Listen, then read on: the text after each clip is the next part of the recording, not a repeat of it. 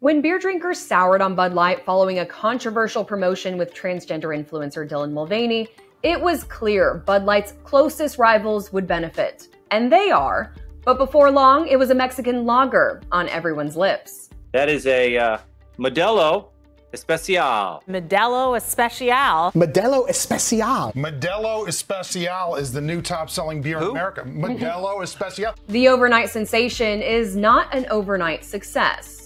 Modelo has certainly been a rising star in the beer industry for a number of years. Brewers Association chief economist Bart Watson says Modelo's been on Bud Light's tail for some time, but most in the industry thought a takeover of the top spot was at least a few years away. I think the timing surprised everyone.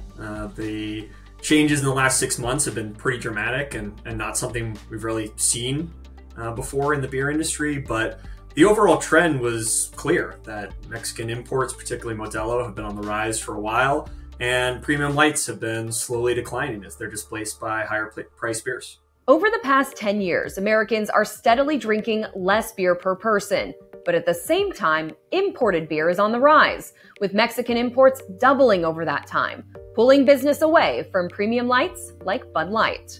I don't think that it's any secret that Bud Light has been in decline for a number of years now. Anson Frericks is a former Anheuser-Busch executive. They were still the number one brand, and there's no reason that they couldn't be the number one brand and turn the company around. What it takes is having great people, great marketing campaigns, talking about what the brand is, making sure you hold on to the loyal customers that you do have, and make Bud Light approachable for a new generation as well. Bud Light's biggest stumble was failing to hold on to that loyal customer base.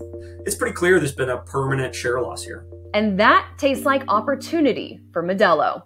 Bud Light parent company Anheuser-Busch moved to buy Grupo Modelo in 2012. But the Department of Justice tried blocking the sales, saying it gave Anheuser-Busch too much control of the U.S. beer market. To quash the antitrust complaint, Anheuser agreed to sell Modelo's U.S. business to Constellation Brands.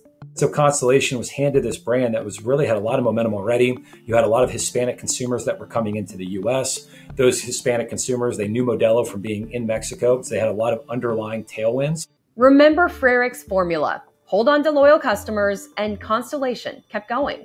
You've heard this. But then also started advertising that brand to people outside that traditional Hispanic consumer base.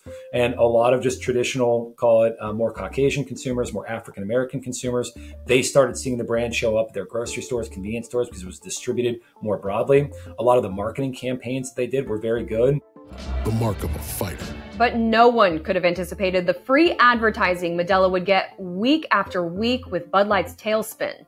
People have talked about it being the largest brand now in the U.S. That's something that traditionally would not be covered within the business realm.